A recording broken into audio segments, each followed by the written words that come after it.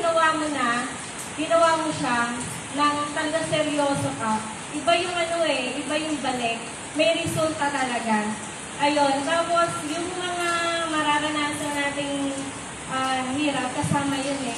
Huwag po tayong susuko kasi bilang nanay, ako po, yung mga pinagdaanan ko po habang ginagawa ko yung challenge ni Sir Jeff, napupuyat, may anak na umiiyak, hinihintay ako matulog, kasabay ko po yun na kasama sa challenge, pero hindi ko po siya binitawan. Kasi nagkumita ko dun sa challenge na yun eh. Ayun nga po, hindi ko po akalain na kumita po pala ako ng ganong kalaki. Sobrang saya kasi sa loob ng isang linggo, doon ko po naranasan kumita ng 60,000. Isang linggo.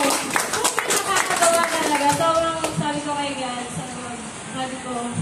sobrang blessing talaga si Health Well. Kasi isang nanay nasa bahay, nag-o-online, kaya po palang kumita ng 60,000 per week.